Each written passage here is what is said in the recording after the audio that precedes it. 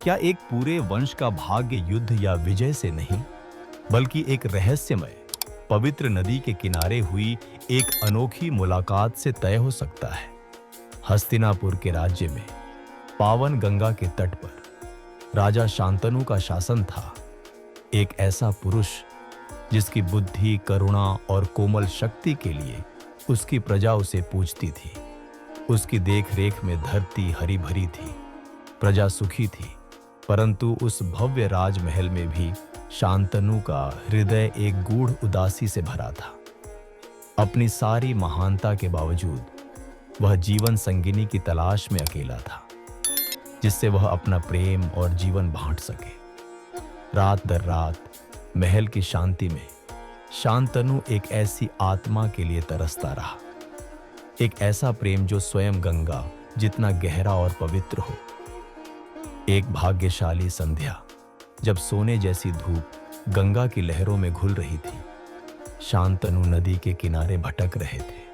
अचानक संसार जैसे थम सा गया।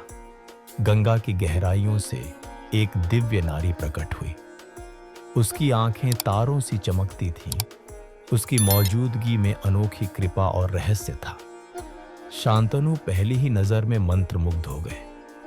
उन्हें तब पता नहीं था यह कोई साधारण स्त्री नहीं थी, वह थी गंगा, स्वर्ग से उतरी नदी देवी, जो मानव रूप में धरती पर आई थी।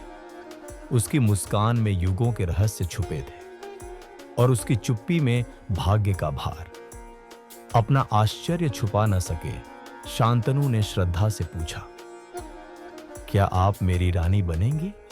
गंगा ने कोमलता से देखा, पर एक शर्त रखी, तुम कभी मेरे किसी कार्य पर प्रश्न मत करना।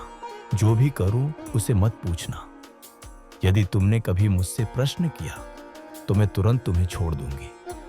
प्रेम में अंधे शांतनु ने बिना संकोच वचन दे दिया और यूं राजा और देवी का विवाह पवित्र नदी के किनारे संपन्न हुआ। राज्य ने उत्सव मनाया, यह जाने बिना कि भाग्य उन्हें कैसी परीक्षा देने वाला है। महल आनंद से भर गया, पर एक हल्की छाया अब भी मंडरा रही थी। गंगा, प्रिय रानी, अपने हृदय में एक गहरा रहस्य छुपाए थी, जो राजा के वचन की परीक्षा लेगा और पूरे वंश का भविष्य बदल देगा। यह एक दिव्य प्रेम कथा की शुरुआत थी, पर हर दैवीय प्रेम की एक कीमत होती है। आखिर गंगा ने अपने दिल में कौन सा रहस्य छुपा रखा था, और शांतनु अपने वचन को निभाने के लिए कितनी दूर तक जाएंगे?